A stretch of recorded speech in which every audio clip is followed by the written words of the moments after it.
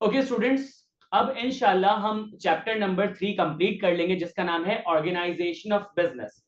अगर आप सिर्फ गौर से सुने तो जो चैप्टर नंबर 3 है ना, इसमें हमने क्या पढ़ा? इसमें हमने पढ़ा कि बिजनेस को किस तरीके से ऑर्गेनाइज किया जाता है, बिजनेस को किस तरीके से अरेंज किया जाता है। जब आप किसी चीज को ऑर्गेनाइज करोगे, किसी चीज को अरेंज कर लोगे, तो होगा क्या? आपके काम के अंदर एफिशिएंसी आ जाएगी, इफेक्टिवनेस आ जाएगी। एफिशिएंसी का मतलब ये होता है कि आपकी ऑर्गेनाइजेशन में हर काम स्पीड में होगा, कॉस्ट रिड्यूस हो रही होगी और एफर्ट्स कम लग रही होगी। एफिशिएंसी का मतलब ये होता है मैं कोई भी काम करूं, उस काम को करते वक्त मैं कम से कम रिसोर्सेज इस्तेमाल करता हूं, यानी कि कम से कम टाइम, कम से कम कॉस्ट, कम से कम एफर्ट्स। तो चीजों को अरेंज करके चलने में एक फायदा होता है एफिशिएंसी, दूसरा होता है इफेक्टिवनेस। अगर आप अपनी ऑर्गेनाइजेशन, अपनी बिजनेस को ऑर्गेनाइज करके चलोगे तो होगा ये कि इफेक्टिवनेस आ जाएगी। इफेक्टिवनेस का मतलब क्या होता है? आप जो भी काम करो उसका जो रिजल्ट होता है ना, उसका जो आउटपुट होता है, जो उसका आउटकम होता है, उसकी एक्यूरेसी बढ़ जाएगी, उसकी एक्यूरेसी बढ़ जाएगी, उसका मार्जिन ऑफ एरर रिड्यूस हो जाएगा। भाई देखो, तुमने जब एक दफा बुक रीड कर ली आईटीबी की, जब तुमने एक बार बुक रीड कर ली तो तुम्हें 60% बात समझ आई। तो 60% बात समझ आने का मतलब यह है कि तुम 60% इफेक्टिव हो गए आईटीबी में, तुम 60% इफेक्टिव हो गए। तुमने दूसरी बार बुक रीड की, अब तुम्हारी जो इफेक्टिवनेस है वो इंक्रीज होके हो गई 80%, यानी कि तुम्हारी इफेक्टिवनेस 20% से इंक्रीज कर गई। तुमने तीसरी बार रीड की तो तीसरी बार 90 हो गई, चौथी बार में लेट्स सपोज 95, पांचवी बार में 100, पांचवी बार में तुम कह रहे हो कि सर आप क्या आईटीबी पढ़ाएंगे, मैं आईटीबी पढ़ाता हूं। तो इसका मतलब क्या हुआ कि आप इफेक्टिव हो गए। तो ऑर्गेनाइजेशन में जब रिपीटेटिवली एक काम हो रहा होता है तो एफिशिएंसी भी बढ़ती है, इफेक्टिवनेस भी बढ़ जाती है। तो यहाँ पे इस चैप्टर में बताया गया है, अगर आप ऑर्गेनाइजेशन के अंदर, बिजनेस के अंदर एक स्ट्रक्चर ले आते हो, चीजों को अरेंज कर देते हो, तो आप अपने बिजनेस के गोल्स को जल्द से जल्द अचीव करना शुरू हो जाते हो। भाई मेरी ऑर्गेनाइजेशन है, उसमें इतनी सारी डिसऑर्गेनाइजेशन हो रही है, चीजें जो ना डिसऑर्गेनाइज्ड है, अरेंज नहीं है, तो पता है क्या होगा? मैं एम्प्लॉय के पीछे भाग रहा हूँ कि भाई तुम छुट्टी करते हो बताते नहीं हो, मैं एक एम्प्लॉय के पीछे भाग रहा हूँ कि भाई तुम रूल्स फॉलो नहीं करते, मैं एक बंदे के पीछे जा रहा हूँ कि भाई तुम टाइमली काम नहीं करते हो, मैं इन्हीं हैसल्स में फंसा होऊंगा, तो मैं एक्चुअल प्रॉफिट की तरफ कब काम करूंगा? तो ऑर्गेनाइजेशनल स्ट्रक्चर अलाउज यू कि आप अपनी ऑर्गेनाइजेशनल गोल्स को इजीली अचीव कर लेते हो। कैसे? आप चीजों को अरेंज करते हो ताकि आपके काम में इफेक्टिवनेस आ जाए, एफिशिएंसी आ जाए। आई होप आपको बात समझ आ गई होगी। फिर हमने पढ़ा कि जब एक ऑर्गेनाइजेशनल स्ट्रक्चर होता है, जब एक ऑर्गेनाइजेशनल स्ट्रक्चर होता है तो चीजों को वहां पे अरेंज किया जा रहा होता है, ले कोई मसला नहीं है, वहां पे चीजों को अरेंज किया जा रहा होता है। तो मुझे एक बात बताओ कि कोई भी स्ट्रक्चर होगा तो स्ट्रक्चर को क्रिएट करने के लिए आपको कुछ एलिमेंट्स, कुछ कंपोनेंट्स चाहिए होंगे। तो हमने इससे पिछली क्लास में पढ़ा था कि आपके पास कुछ कंपोनेंट्स होते हैं, जैसे कि आपके पास होता है layers of management, levels of management. अगर आपने पिछली क्लास नहीं भी ली, वैसे तो इंशाल्लाह आप लोग ले लोगे। सर लेयर्स ऑफ मैनेजमेंट का मतलब क्या होता है? हमने ऑर्गेनाइजेशंस में देखा है कि ऑर्गेनाइजेशन में सीईओ होते हैं, वाइस प्रेसिडेंट होते हैं, डायरेक्टर्स होते हैं, मैनेजर्स होते हैं, सब ऑर्डिनेट्स होते हैं। तो सर ये जो लाइन है ना, ये कहलाती है लेयर्स ऑफ मैनेजमेंट। एक लेयर, दो लेयर, तीन लेयर, चार लेयर, पांच लेयर, छह लेयर, इनके बीच में जो रिलेशन होता है ना, इनके बीच में जो रिलेशन होता है वो कहलाता है line of authority. Line of authority या chain of command. Chain of command का मतलब क्या है कि एक चेन चल रही है from the top of the organization till the bottom. Sir वो जो चेन है ना, उसमें क्या है कि हर सुपरवाइजर अपने सब ऑर्डिनेट को क्या कर रहा है? डायरेक्ट कर रहा है। सुपरवाइजर, सब ऑर्डिनेट, सब ऑर्डिनेट का सब ऑर्डिनेट, सब ऑर्डिनेट का सब ऑर्डिनेट, सब ऑर्डिनेट का सब ऑर्डिनेट। तो सर ये तो आपके पास एलिमेंट है ना ऑर्गेनाइजेशन में। आप हर ऑर्गेनाइजेशन में देख लें, आपको चेन ऑफ कमांड भी मिल जाएगी, आपको हायरार्की भी मिल जाएगी, आपको लेयर्स ऑफ मैनेजमेंट भी मिल जाएगी, या आपको लेयर्स ऑफ मैनेजमेंट भी मिल जाएगी। इसके अलावा ऑर्गेनाइजेशन में आपने ये भी देखा होगा कि एक हेड होता है, उसके अंदर 10 लोग काम कर रहे हैं, एक हेड होता है उसके अंदर 2 लोग काम कर रहे हैं, एक हेड होता है उसके अंदर 5 लोग काम कर रहे हैं। तो आप सोचते होंगे कि यार इसके अंदर 10 लोग इसलिए काम कर रहे हैं कि शायद इसके डिपार्टमेंट में ज्यादा काम होता होगा। आप सोचते हो कि यार इसके अंडर 3 लोग इसलिए काम कर रहे हैं कि शायद इसके डिपार्टमेंट में कम काम हो या ये ज्यादा लोगों को मैनेज ना कर सकता हो। सर अगर एक एक सुपीरियर के अंदर मल्टीपल सबऑर्डिनेट्स काम कर रहे होते हैं ना, तो this is called span of control. ये कहलाता है स्पैन ऑफ कंट्रोल कि number of subordinates a supervisor can immediately manage is called span of control। तो सर ऑर्गेनाइजेशनल स्ट्रक्चर को बनाने के लिए एक एलिमेंट होता है स्पैन ऑफ कंट्रोल। एक हो गया चेन ऑफ कमांड, एक हो गया लेयर्स ऑफ मैनेजमेंट, एक हो गया चेन ऑफ सॉरी एक हो गया आपके पास स्पैन ऑफ कंट्रोल। इसके अलावा आपने देखा होगा कि कुछ ऑर्गेनाइजेशंस में डिसीजन मेकिंग सेंट्रलाइज्ड होती है, कुछ ऑर्गेनाइजेशन में डिसीजन मेकिंग डिसेंट्रलाइज्ड होती है। कि कुछ ऑर्गेनाइजेशन में सेठिया निजाम होता है, वहां पे सेठ वो कहते हैं ना क्या नाम है, सेठ खिला रहा है तुम्हें क्या प्रॉब्लम है, तो यहाँ पे सेठ डिसीजन मेकिंग कर रहा है तुम्हें क्या प्रॉब्लम है, वो कहलाएगी सेंट्रलाइज्ड ऑर्गेनाइजेशन। और जिस ऑर्गेनाइजेशन में सेठ डिसीजन मेकिंग नहीं कर रहा, उसने डिसीजन मेकिंग को स्प्रेड आउट कर दिया, सही है, सबको बोला हाँ भाई तुम डिसीजन मेकिंग कर लो, तो दिस इज कॉल्ड डिसेंट्रलाइजेशन। ऐसा होता है, बिल्कुल होता है सर, ऐसा होता है। बहुत सारे ऑर्गेनाइजेशन में एक ओनर डिसीजन मेकिंग कर रहा होता है, बहुत सारे ऑर्गेनाइजेशन में क्या होती है, डेमोक्रेसी होती है, हर बंदा अपने लिए डिसीजन मेकिंग खुद कर रहा होता है। तो ये एलिमेंट्स पिछली क्लास में मौजूद है, आप देखोगे बहुत डिटेल में बात की, आपको समझ आ जाएगा। अब आ जाते हैं हमारे इस लास्ट टॉपिक पे, इसको पढ़ लो, सही है, सारे पिछले रिकॉर्डेड लेक्चर्स देख लो, उसके बाद अगर कोई बात समझ नहीं आती तो मैं मौजूद हूं, आपको अलग से क्लास में समझा दूंगा या ग्रुप में मैं आपको गाइड कर दूंगा। फिर से डिस्क्लेमर बार बार देता रहूंगा, keep on reading the book, the more you read the better your results will be. सही है। टाइप्स ऑफ ऑर्गेनाइजेशनल स्ट्रक्चर, ये लास्ट टॉपिक है सर। देखें हमने चैप्टर नंबर 2 में देखा था कि एक ऑर्गेनाइजेशन दूसरी ऑर्गेनाइजेशन से वेरी कर रही होती है, डिफरेंशिएट करती है, डिस्टिंग्विश करती है। तो जब ऑर्गेनाइजेशंस अलग अलग हैं तो क्या ऑर्गेनाइजेशनल स्ट्रक्चर एक ही होगा? नहीं sir, organization to organization vary करता है कि किस ऑर्गेनाइजेशन में कौन सा ऑर्गेनाइजेशनल स्ट्रक्चर सुटेबल है। कि भाई ऑर्गेनाइजेशन ए में ऑर्गेनाइजेशनल स्ट्रक्चर बी सूट कर रहा है, तो ऑर्गेनाइजेशन बी में ऑर्गेनाइजेशनल स्ट्रक्चर डी सूट कर रहा होगा। तो there are types of organizational structures. अब देखिए मैं आपको बता रहा हूं कि किस तरीके से हम बुक से एमसीक्यूज निकाल सकते हैं। Organizational structures differ between entities, entities का मतलब होता है ऑर्गेनाइजेशंस। ऑर्गेनाइजेशनल स्ट्रक्चर डिफर करते हैं, वेरी करते हैं ऑर्गेनाइजेशन टू ऑर्गेनाइजेशन। कुछ ऑर्गेनाइजेशन में कुछ ऑर्गेनाइजेशनल स्ट्रक्चर्स बेहतर होते हैं, कुछ ऑर्गेनाइजेशन में कुछ ऑर्गेनाइजेशनल स्ट्रक्चर बेहतर होते हैं। लिखा हुआ है, तो यहां पे अगर एमसीक्यू आ सकता है तो यह आ सकता है कि all organizations have only one type of organizational structure, true or false? आप क्या टिक करोगे? false, क्योंकि हमने पढ़ा है कि organizational structure organization to organization change हो रहा होता है, सही है, इस तरीके का एमसीक्यू आ सकता है। लिखा हुआ है the organizational structure of an entity should be appropriate for the size of the entity, the nature of its operations and what it is trying to achieve। कह रहा है कि ऑर्गेनाइजेशनल स्ट्रक्चर पता है क्या होता है, आपको अडॉप्ट करना चाहिए कि आपके बिजनेस का साइज क्या है। आप स्मॉल स्केल ऑर्गेनाइजेशन हो, मीडियम स्केल या लार्ज स्केल ऑर्गेनाइजेशन हो, फिर आपका नेचर ऑफ ऑपरेशन क्या है, आप मैन्युफैक्चर कर रहे हो, आप ट्रेड कर रहे हो, आप सर्विसेज प्रोवाइड कर रहे हो या कुछ और, सही है, आपका पर्पस क्या है, आप फॉर प्रॉफिट ऑर्गेनाइजेशन हो, नॉट फॉर प्रॉफिट ऑर्गेनाइजेशन हो। नॉट फॉर प्रॉफिट ऑर्गेनाइजेशन हो तो बिजनेस कर भी रहे हो या बिजनेस कर ही नहीं रहे, और अगर बिजनेस कर रहे हो तो आपके और कौन कौन से ऑब्जेक्टिव्स हैं, सही है।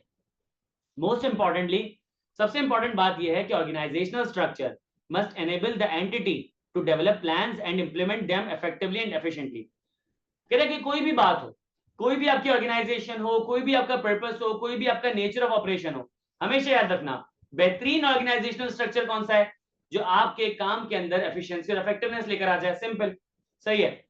अब कह रहा है कि कुछ ऑर्गेनाइजेशनल स्ट्रक्चर्स कह रहा है कि आपके पास different types of organizational structure है, कह रहा है within a single entity. ऐसा भी हो सकता है कि एक ऑर्गेनाइजेशन के अंदर मल्टीपल ऑर्गेनाइजेशनल स्ट्रक्चर्स चल रहे हों। क्या ऐसा होता है? हाँ ऐसा होता है।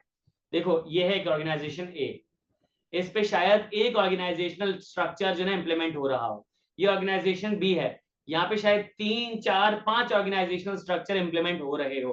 क्या ऐसा हो सकता है? द आंसर इज यस, सही है। अब आ जाते हैं types of organizational structure. You have 4 organizational structure written over here. पहला के पास लिखा हुआ है एंटरप्रेन्योरियल स्ट्रक्चर, दूसरा लिखा हुआ है फंक्शनल स्ट्रक्चर, तीसरा डिविजनल स्ट्रक्चर और चौथा मैट्रिक्स स्ट्रक्चर। सर अगर कोई पांचवा स्ट्रक्चर है ना इस बुक में तो उसका नाम है वर्चुअल ऑर्गेनाइजेशन। तो आपके पास टोटलिटी में हो गए 5 स्ट्रक्चर। तो इसका मतलब ये है कि सर ये पांचों स्ट्रक्चर पढ़ लिए, समझ लिए तो काफी है, बिल्कुल ऐसा ही है। अब एक काम करते हैं, मैं पांचों को आपको ओवरव्यू दे देता हूं। सबसे पहले एंटरप्रेन्योरियल स्ट्रक्चर।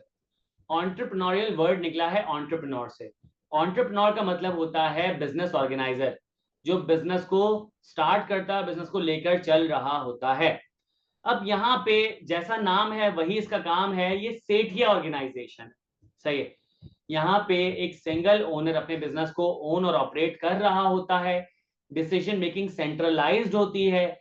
यहाँ पे जितने भी आपके पास सब ऑर्डिनेट होते हैं वो आपको इंफॉर्मेशन दे रहे होते हैं, आप उनकी इंफॉर्मेशन की बेसिस पे डिसीजन मेकिंग कर रहे होते हो। आप डिसीजन मेकिंग डेलीगेट नहीं करते, आप डिसीजन मेकिंग को आगे स्प्रेड आउट नहीं कर रहे होते।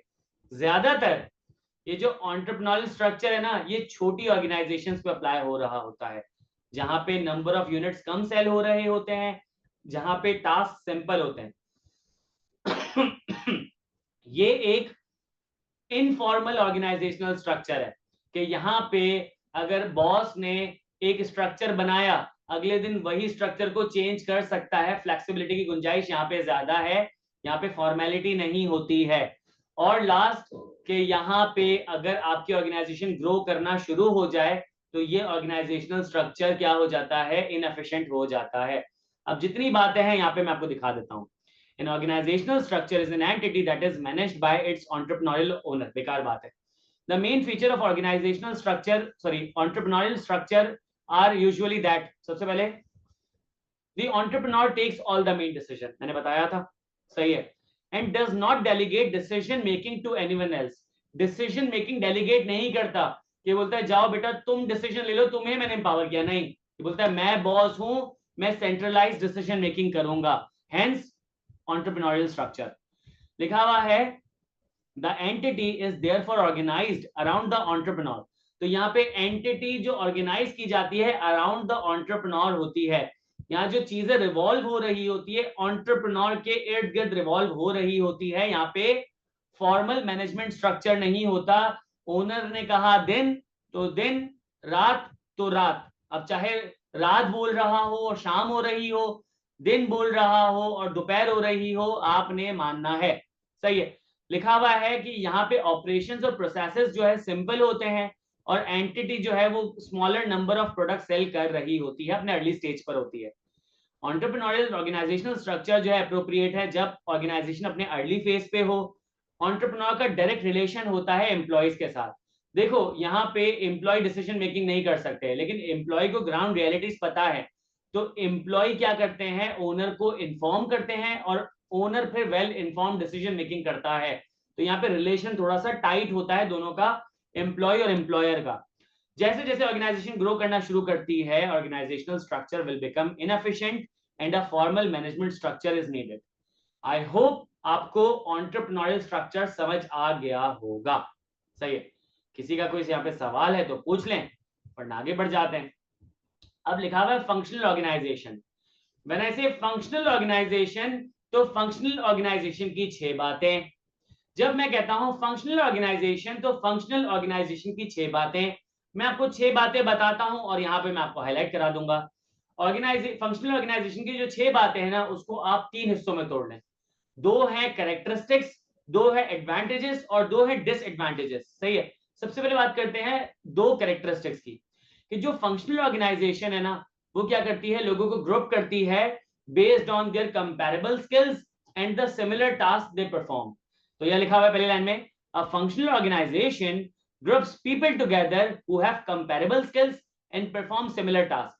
भाई लेट सपोज आपके ऑर्गेनाइजेशन में एक बंदा मार्केटिंग कर रहा है, एक सेल्स कर रहा है, एक एडवर्टाइजमेंट कर रहा है, एक प्रमोशन पे लगा हुआ है, एक सोशल मीडिया चला रहा है। तो इन सबको ग्रुप किया और मार्केटिंग डिपार्टमेंट में डाल दिया, फंक्शनल ऑर्गेनाइजेशन। एक बंदा जो है फाइनेंस देख रहा है, अकाउंटिंग देख रहा है, एक टैक्स देख रहा है, एक ऑडिट देख रहा है, इन सबको ग्रुप करके डाल दिया फाइनेंस डिपार्टमेंट में। तो यहाँ पे क्या है कि people performing comparable skills and people performing similar task and have comparable skills are grouped together is called functional organization। functional organization की दूसरी बात कि जब ऑर्गेनाइजेशन अपने स्मॉल से मीडियम साइज की तरफ जा रही होती है तो यहाँ पे क्या होता है, फंक्शनल ऑर्गेनाइजेशन की तरफ जाया जाता है। इसका मतलब यह है कि सर जब ऑर्गेनाइजेशन स्मॉल स्केल पे थी तो एंटरप्रेन्योरियल स्ट्रक्चर चल रहा था, जब स्मॉल से मीडियम की तरफ गए तो फंक्शनल ऑर्गेनाइजेशन की तरफ आ गए, ये लिखा हुआ। This form of organization is fairly typical for small to medium size companies। सही है। फिर अब आ जाते हैं दो एडवांटेजेस पे। पहला एडवांटेज ये है कि this structure is simple to understand.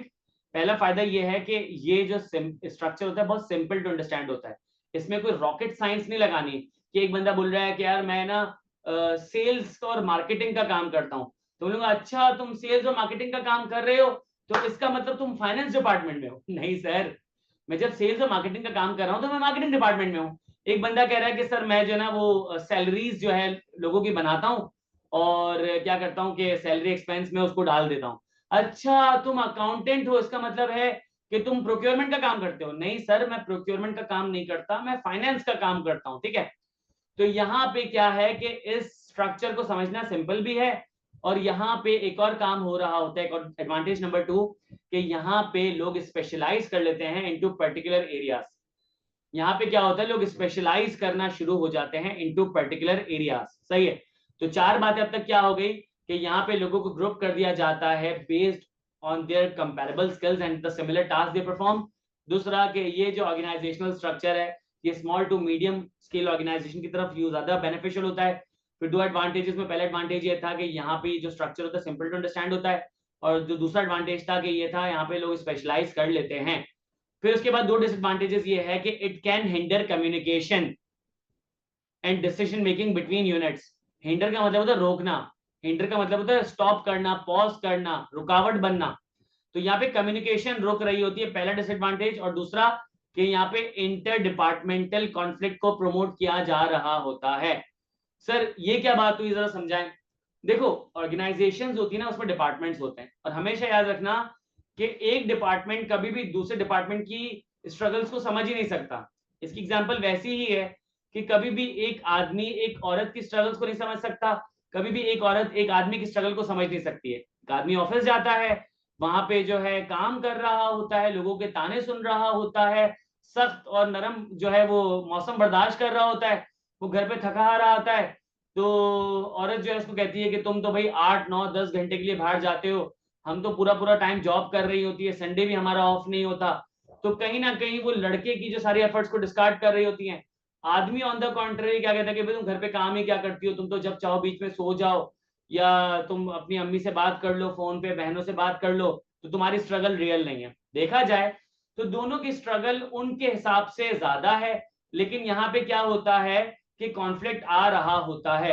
तो ऐसा कैसे पॉसिबल है कि मार्केटिंग डिपार्टमेंट वाला फाइनेंस डिपार्टमेंट वाले की प्रॉब्लम्स को समझे, फाइनेंस डिपार्टमेंट वाला मार्केटिंग डिपार्टमेंट की प्रॉब्लम्स को समझे, तो एक दूसरे की प्रॉब्लम्स को नहीं समझ रहे होते, hence inter departmental conflict. I hope ये बात समझ आ गई होगी।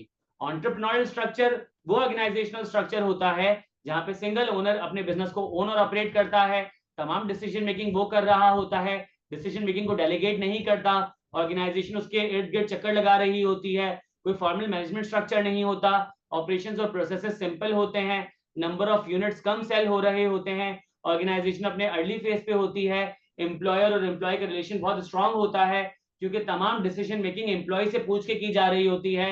और यहाँ पे जब ऑर्गेनाइजेशनल स्ट्रक्चर ग्रो करना शुरू होता है, सॉरी ऑर्गेनाइजेशन ग्रो करना शुरू करती है, तो ये ऑर्गेनाइजेशनल स्ट्रक्चर इनएफिशिएंट हो जाता है।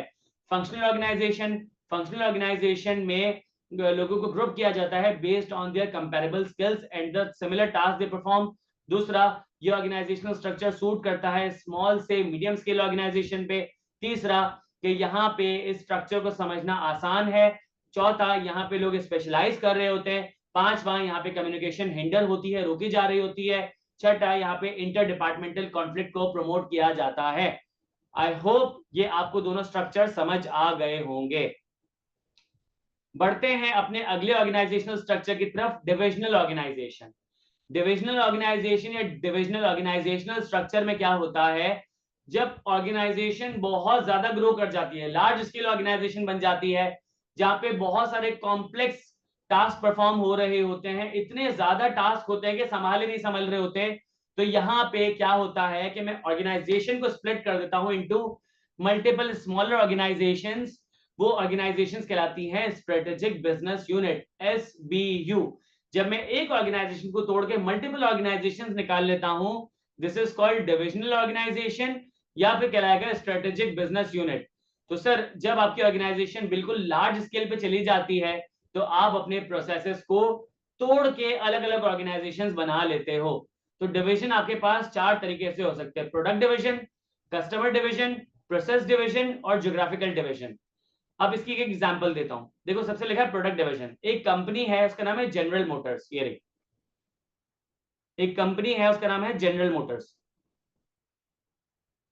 जनरल मोटर्स जब एक स्मॉल या मीडियम स्केल कंपनी थी, तो वो चार गाड़ियां बनाई थी, बोइक, कैडिलैक, शेवरले, जीएमसी।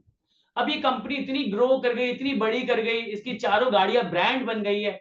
अब इससे ना प्रोडक्शन संभल नहीं रही है, इसको लग रहा है कि अगर मैं कैडिलैक पे ध्यान दे रहा हूं तो शेवरले जो उस पर ध्यान नहीं दिया जा रहा, जीएमसी पे ध्यान दे रहा तो बोइक पे ध्यान नहीं दिया जा रहा। तो व्हाट इफ कि मैं अपने चारों प्रोडक्ट को तोड़ के चार अलग अलग कंपनी बना लूं। तो आपके पास एक कंपनी है जनरल मोटर, उसके अंदर अब चार कंपनीज खड़ी हुई हैं, चार प्रोडक्ट्स नहीं है, चार कंपनीज है। बोइक की अपनी कंपनी है, कैडिलैक की अपनी कंपनी है, शेवरले की अपनी कंपनी है और जीएमसी की अपनी कंपनी है। आपने अपने लिटरली प्रोडक्ट को तोड़ के चार कंपनीज बना दी हैं, तो this is called product division. सही है। अब ये आपस में एक दूसरे को कॉम्प्लीमेंट भी करेंगी और एक दूसरे से कंपटीशन भी करेंगी। सही है। फिर लिखा हुआ है कस्टमर डिवीजन। अब कस्टमर डिवीजन का मतलब ये होता है कि जब आपकी ऑर्गेनाइजेशन इतनी ग्रो कर जाए कि आप अपने कस्टमर बेसिस को तोड़ दें।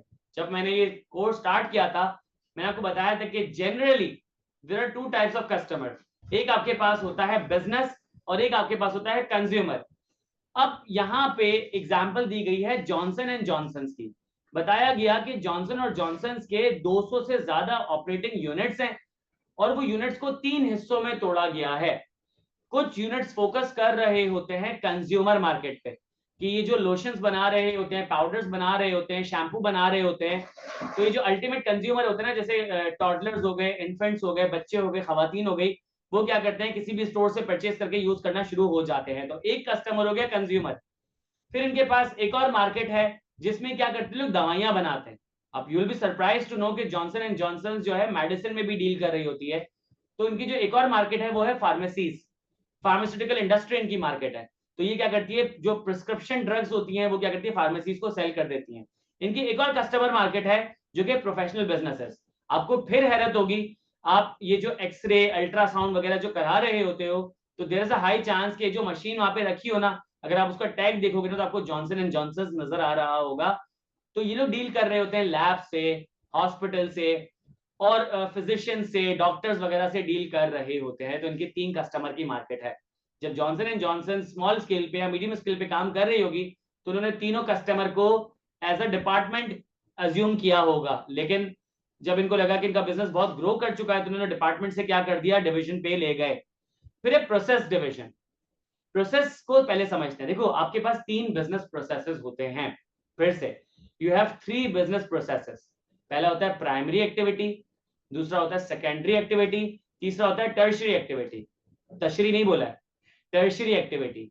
जो प्राइमरी एक्टिविटी है, इसमें आपके पास वो तमाम एक्टिविटीज आ जाती हैं कि आप नेचर से अपने नेचुरल फॉर्म में, प्योरेस्ट फॉर्म में, रॉ फॉर्म में रॉ मटेरियल हासिल कर लेते हो।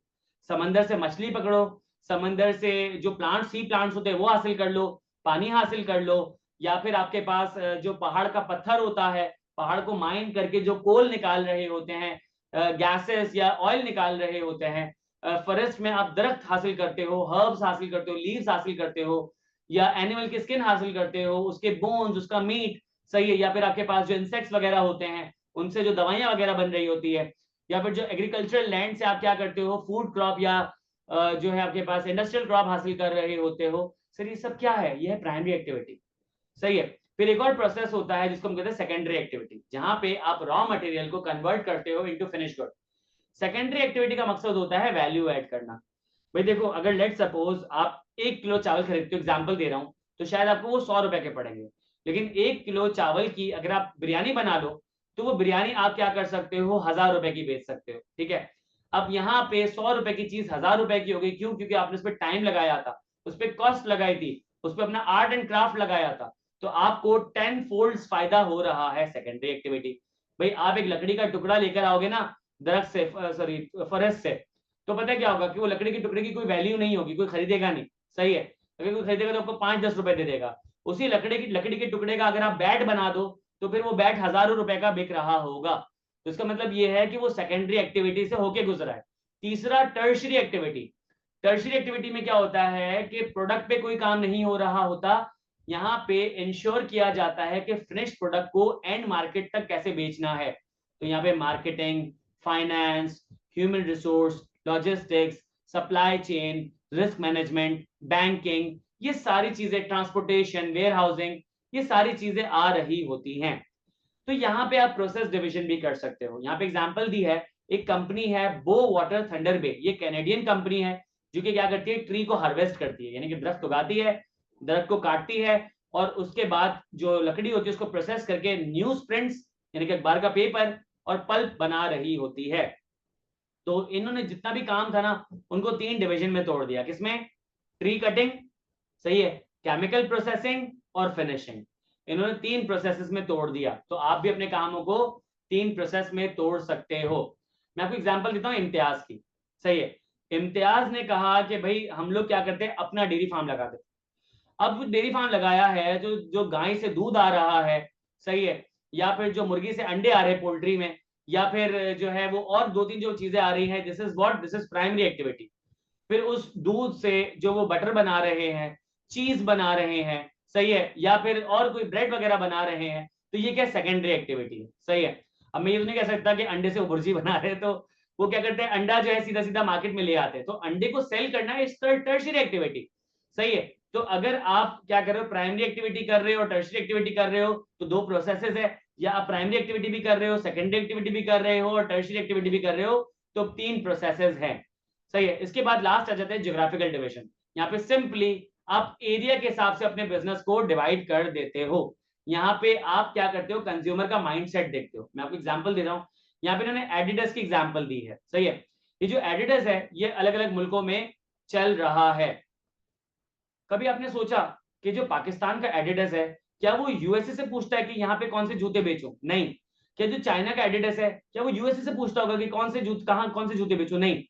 यहाँ के लोग खुद डिसाइड करते हैं। भाई यहाँ लेट्स सपोज मीटिंग हुई एडिडास की, उन्होंने कहा कि मीटिंग में प्रपोजल आया कि भाई यूएस में तो स्पोर्ट्स शूज या रनिंग शूज बहुत बिक रहे होते हैं, हम भी ये ज्यादा बनाते हैं।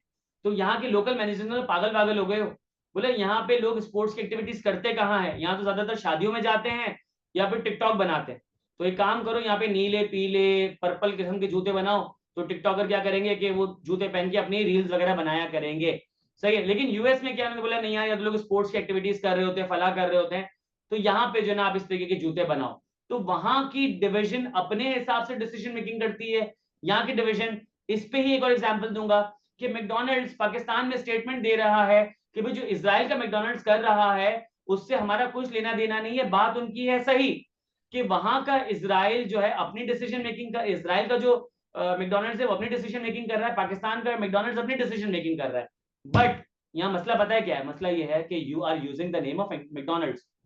कि अगर मैं शारा कायदीन पे, जो अभी मैकडॉनल्ड्स बंद हुआ है, अगर मैं शारा कायदीन पे इतनी बड़ी फ्रेंचाइज लेके बैठा हूं और मेरे पास इतना बड़ा एम लगा हुआ है, ये एम हट जाएगा ना तो मेरे पास कोई मेरा प्रोडक्ट परचेज करने नहीं आएगा। तो you are using the name of the business, तो फिर आप उसका कॉन्सिक्वेंस भी बर्दाश्त करो, चाहे आप उस इजराइल वाले मैकडॉनल्ड्स की डिसीजन मेकिंग में थे या नहीं थे। उनकी बात बिल्कुल सही है कि जो इजराइल का मैकडॉनल्ड कर रहा है उसमें हमारा कुछ लेना देना नहीं है, लेकिन again you are using the name of that business. तो यहाँ पे आपको ये करना चाहिए था कि हाँ हम मैकडॉनल्ड्स हैं लेकिन हम फलस्तीन को सपोर्ट करते हैं और हम जो है वोकली क्या करेंगे कि इस चीज को प्रमोट करेंगे। You did not do that, क्यों? क्योंकि आपका फ्रेंचाइज का लाइसेंस कैंसिल हो जाएगा, सही है। तो आई होप आपको ये बात समझ आ गई होगी। तो ये डिवीजन था, डिवीजन समझ आ गया। अब इसके बाद आपके पास तीसरा ऑर्गेनाइजेशनल स्ट्रक्चर आ रहा है जिसका नाम है मैट्रिक्स ऑर्गेनाइजेशन। अब मैट्रिक्स का मतलब होता है मल्टीपल, मैट्रिक्स का मतलब होता है कॉम्प्लेक्स, मैट्रिक्स का मतलब होता है ग्रिड, मैट्रिक्स का मतलब होता है जहां पे आपके पास बहुत सारी चीजें आपस में इंटरेक्ट कर रही होती है। सही है सर, मैंने आपको शुरू में बताया था कि आपके पास दो किस्म के ऑर्गेनाइजेशनल स्ट्रक्चर होते हैं, एक होता है ट्रेडिशनल, एक होता है कंटेम्प्ररी। ट्रेडिशनल का मतलब यह है कि जिसका लोगों ने सुना हो, उन्हें पता हो, कि अगर उन्होंने ऑफिशियली पढ़ा ही नहीं ना कोई चीज, लेकिन फिर भी उनके बाद थोड़ा सा माइंड में आती हो। जैसे मैंने डिपार्टमेंट्स के बारे में आपको बताया, तो आपने डिपार्टमेंट्स नहीं भी पढ़े होंगे लेकिन आपको डिपार्टमेंट्स के बारे में पता होगा, कोई नई चीज नहीं है। लेकिन मैट्रिक्स ऑर्गेनाइजेशन कंटेम्प्ररी ऑर्गेनाइजेशन है, तो बहुत सालों से आपको इसके बारे में नहीं पता होगा। मैं आपको मैट्रिक्स ऑर्गेनाइजेशन की एक एग्जांपल देता हूं। मैं आईक्यू स्कूल ऑफ फाइनेंस में 2022 में मैं था एडमिनिस्ट्रेटिव पोजीशन पे था। तो जब मैं एडमिनिस्ट्रेटिव पोजीशन पे था, तो जो मेरा लास्ट के 2 मंथ चल रहे थे, तो वहां पे मैंने टीचिंग जॉब अज्यूम कर ली थी। अब मैं दो पोजीशंस पे हूं, एक मैं एडमिनिस्ट्रेटर हूं और एक मैं टीचर हूं। जब मैं एडमिनिस्ट्रेटर होता हूं तो वहां पे एक बंदा काम कर रहा होता था, और वो क्या कर रहा होता था, मुझे रिपोर्ट कर रहा होता था। सही है, तो इसका मतलब ये है कि मैं बॉस और वो सबऑर्डिनेट। मैं जैसे ही टीचर के रोल पे चले आता था, तो यहाँ पे टीचर्स उस लड़के को आंसर कर रहे होते थे कि लेट सपोज को शेड्यूल बनाना है, तो वो टीचर को डिटेक्ट करता था कि भाई आपकी क्लास दिन लगेगी, इस दिन नहीं लगेगी। या टीचर को वो कहता था कि भाई आप बच्चों को टेस्ट दो, या वो टीचर को कहता था कि भाई आप कोर्स इतने टाइम में कंप्लीट करा लो। तो दूसरी पोजीशन पे एज टीचर मैं उसको आंसरेबल था। अब बोलोगे यार ये क्या बात हुई, कि एक पोजीशन में मैं उसको हेड कर रहा हूं, लेकिन जब मैं टीचर हूं तो वो मुझे हेड कर रहा है। This is called matrix organization. Situation to situation आपकी हायरार्की चेंज हो जाती है। इस पे एक और एग्जांपल देता हूं, ये आसान थी, अब थोड़ी सी मुश्किल। देखो, आपकी ऑर्गेनाइजेशन में 3 प्रोडक्ट बन रहे, product A, product B, product C. अब प्रोडक्ट ए जो बन रहा है, सही है, उसकी भी मार्केटिंग हो रही है, उसकी भी प्रोडक्शन हो रही है, उसके भी फाइनेंसेस देखे जा रहे हैं, प्रोडक्शन बी के भी, प्रोडक्ट सी के भी। अब यहाँ पे हुआ ये कि पता चला कि प्रोडक्ट बी को निग्लेक्ट किया जा रहा है। अब वो इंटेंशनली या अनइंटेंशनली, और निग्लेक्ट करते करते करते प्रोडक्ट बी बढ़ गया, खत्म हो गया। अब किसकी गलती? कोई बोलेगा सर वो ध्यान नहीं दिया, सर वो ए की सेल ज्यादा हो रही थी, सर वो सी पे ज्यादा टाइम लग रहा था, या ऐसा भी हो सकता है कि सी भी खत्म हो जाए, ए रह जाएगा। तो यहाँ पे जब आपने अपने तीनों प्रोडक्ट को चलाना होता है ना, तो आप तीनों प्रोडक्ट को क्या दे देते हो, एक एक ऑपरेशन मैनेजर दे देते हो। Operation manager product A, operation manager product B, operation manager product C. तो यहाँ पे जो ऑपरेशन मैनेजर्स होते हैं ना, वो प्रोडक्शन डिपार्टमेंट को भी हेड करना शुरू हो जाते हैं, फाइनेंस डिपार्टमेंट को भी हेड करना शुरू हो जाते हैं, मार्केटिंग डिपार्टमेंट को भी हेड करना शुरू हो जाते हैं। अब जो प्रोडक्शन मैनेजर है, वो प्रोडक्ट ए बी सी को प्रोड्यूस करेगा, सही है। जो मार्केटिंग मैनेजर है, प्रोडक्ट ए बी सी को मार्केट करेगा। जो फाइनेंस मैनेजर है, वो प्रोडक्ट ए बी सी को फाइनेंस करेगा, बिल्कुल करेगा। अब हुआ ये कि मार्केटिंग मैनेजर ने प्रोडक्ट ए को निग्लेक्ट किया। यहां से आ जाएगा ऑपरेशन मैनेजर ए, बोलेगा भाई तुम प्रोडक्ट बी और सी पे मार्केटिंग कर रहे हो, हमारा प्रोडक्ट कहाँ है? तो इसका मतलब ये है कि हर ऑपरेशन मैनेजर इंश्योर करेगा कि उसकी प्रोडक्शन भी हो, उसकी मार्केटिंग भी हो, और उसकी फाइनेंस भी हो। कि अगर एक मैनेजर, फाइनेंस मैनेजर, किसी एक प्रोडक्ट को निग्लेक्ट कर रहा है, तो उसका ऑपरेशन मैनेजर आ जाएगा उसको बचाने के लिए। तो इसका मतलब ये हुआ कि हर सबऑर्डिनेट के 2 बॉसेस हो गए। फाइनेंस में जो बंदा काम कर रहा है, तो फाइनेंशियल मैनेजर जो है वो भी उसका सब सुपीरियर है, और साथ ही साथ ऑपरेशंस मैनेजर भी। हो गए 2 situation, 2 managers, matrix organization. Unlike other structures we've looked at so far, matrix organizational structures does not follow the traditional hierarchical model. Instead, all employees have dual reporting relationship. Dual reporting structure नहीं, dual reporting relationship. Dual reporting structure क्या होता है? भाई sir Murtaza कायद और sir Mohammad Ibrahim दोनों partners हैं, और हम सब उनको आंसरेबल हैं, मैं उनको आंसरेबल हूं, तो मेरे 2 बॉसेस हैं, और दोनों हर सिचुएशन में मेरे दोनों बॉसेस हैं, हर सिचुएशन में मेरे दोनों बॉसेस हैं। इसका मतलब क्या हुआ कि यहाँ पे आपके पास डुअल रिपोर्टिंग स्ट्रक्चर है। डुअल रिपोर्टिंग रिलेशनशिप में क्या होता है कि एक सिचुएशन में एक बंदा बॉस है, दूसरी सिचुएशन में बॉस हो गया चेंज। तो आई होप आपको बात समझ आ गई होगी। अब यहां पे आप याद रखिएगा, आप भूल भी जाओगे ना, मैं याद रखूंगा। वो चीज क्या है कि पेज नंबर 41, पेज नंबर 41 में जो कंटेंट है ना, जब मैं आपको पढ़ाऊंगा चैप्टर नंबर 9, तो ये पेज नंबर 41 में तब आपको पढ़ाऊंगा। ये कनेक्टेड है चैप्टर नंबर 9 के साथ, ठीक है। अब आपके पास आखिरी ऑर्गेनाइजेशनल स्ट्रक्चर रह गया, वो है आपके पास वर्चुअल स्ट्रक्चर। सही है। वर्चुअल स्ट्रक्चर की तीन बातें, वर्चुअल स्ट्रक्चर की तीन बातें। पहली बात, वर्चुअल ऑर्गेनाइजेशनल स्ट्रक्चर की फिजिकल एग्जिस्टेंस तो होती है, लेकिन वो फिजिकल एग्जिस्टेंस पता होना जरूरी नहीं है, मतलब उसकी सिग्निफिकेंस नहीं है। पहली बात कि वर्चुअल ऑर्गेनाइजेशन की फिजिकल एग्जिस्टेंस तो होती है, लेकिन वो आइडेंटिफाइबल हो या ना हो जरूरी नहीं है।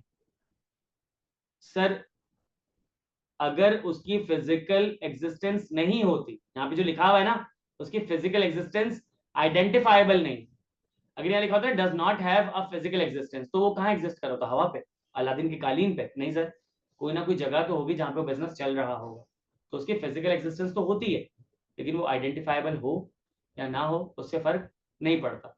मैं फ्रीलांसर हूँ और मैं कहता हूँ कि सर वो मैं आपको ना अपनी सर्विसेज प्रोवाइड करूंगा, तो बंदा बोलता है ठीक है यार, मुझे तुम्हारा काम बहुत पसंद आया है, लेकिन मुझे एक बात बताओ, तुम कहाँ से बैठ के काम करते हो? मैंने उसको बोला सर वो मैं घर से बैठ के काम करता हूँ। ओहो, आप घर से बैठ के काम करते हो, तुम आपकी सर्विसेज अक्वायर नहीं कर सकते। भाई मैं कहीं से भी बैठ के काम करता हूँ, मैं वॉशरूम से बैठ के काम कर रहा हूँ, आपको काम दिख रहा है, आपको काम डिलीवर हो रहा है, आपको टेंशन ही नहीं होनी चाहिए। सही है। तो यहाँ पे क्या है कि वर्चुअल ऑर्गेनाइजेशन में फिजिकल एग्जिस्टेंस आइडेंटिफाइबल है या नहीं, उससे फर्क नहीं पड़ता, पहली बात। दूसरी, कि वर्चुअल ऑर्गेनाइजेशन के पास आईटी और कम्युनिकेशन इंफ्रास्ट्रक्चर होना चाहिए, यानी कि इंफॉर्मेशन टेक्नोलॉजी, कम्युनिकेशन टेक्नोलॉजी और नेटवर्किंग टेक्नोलॉजी। कि अगर मैं क्या कर रहा हूं, वर्चुअल ऑर्गेनाइजेशन हूं, तो मैं लोगों से कनेक्टेड रहूंगा via mobile phone, WhatsApp, Facebook, Instagram, Twitter, LinkedIn. सही है। इसके अलावा मैं उनसे कनेक्टेड रहूंगा ईमेल। सही है। इसके अलावा मैं कनेक्टेड रहूंगा फोन कॉल के थ्रू, जूम, स्काइप वगैरह के थ्रू। सही है। तो ये सारी सर्विसेज है, या तो लैपटॉप पे होगी या मोबाइल फोन पे होगी, और साथ ही साथ मुझे इंटरनेट की पैकेज भी या इंटरनेट की डिवाइसेस भी चाहिए होती है। तो पहली चीज, आइडेंटिफाइबल फिजिकल एग्जिस्टेंस हो ना हो फर्क नहीं पड़ता। दूसरा, आपके पास जो है वो आईटी सिस्टम या फिर कम्युनिकेशन सिस्टम होना चाहिए। तीसरा, आपके पास स्पेशलाइज्ड बिजनेस पार्टनर्स होने चाहिए जिनको आप आगे फर्दर आउटसोर्सिंग कर सकें। जो तीसरी बात है ना, इसको मैं आपको एग्जांपल से समझाता हूं, सारी बातें समझ आ जाएंगी। मैं एक ग्राफिक डिजाइनर हूं, मैंने क्या किया कि फाइवर या अपवर्क पे एक प्रपोजल, एक मैंने काम देखा और मैंने उनको अपनी सर्विसेज प्रपोज कर दी। जैसे मैंने प्रपोज की, उनकी ईमेल मुझे आगे, ठीक है आप ये काम कर लें। अब उसमें जो उन्होंने पूरा काम दिया हुआ है ना, वो पता है क्या क्या है? उन्होंने कहा है कि आप अपने क्या करना है कि सारा जो डिजाइनिंग मटेरियल है उन्हें क्रिएट करना है, मतलब डिजाइनिंग करनी है। मैंने बोला बेहतरीन, ये तो मैं कर सकता हूँ। नीचे लिखा हुआ है कि उसके बाद आपने क्या करना है कि एक्सपो में फला तारीख को आपने इवेंट कराना है, इवेंट कराने के लिए आपने कियोस्क बनवाना है, आपने पूरे शहर में फ्लायर्स लगवाने हैं, आपने उस एक्सपो के अंदर अशर्स, वॉलंटियर्स खड़े करने हैं, और आपने वहां पे हाई स्पीड इंटरनेट सर्विस देनी है, ताकि हम क्या करें कि लाइव जूम के ऊपर वहां पे वेबिनार कंडक्ट कर सकें। जब मैंने नीचे की सारी रिक्वायरमेंट देखी ना, तो फिर क्या हो गया, मैं घबरा गया। मैंने बोला ये सारे काम मैं कैसे करूंगा? तो मैंने सोचा मैं नहीं करूंगा तो कोई और कर लेगा, जितना मुझे आता है मैं वो कर लेता हूं, बाकी मैं क्या करता हूं, स्पेशलाइज्ड बिजनेस पार्टनर्स अक्वायर करके आउटसोर्स कर देता हूं। मैंने उनसे कहा कि sir give me a day, मैं आपको कोटेशन सेंड करता हूं। मैं निकला, मैंने फॉरन से जो ना लकड़ी की मार्केट किया, मैंने वहां से पूछा कि भाई ये जो कियोस्क कौन बनाता है? उन्होंने बोला फला गली में बंदा है ना, वो एक्सपो के सारे कियोस्क वगैरह बना रहा होता है। मैं उसके पास गया, मैंने उसको सारी रिक्वायरमेंट बता दी।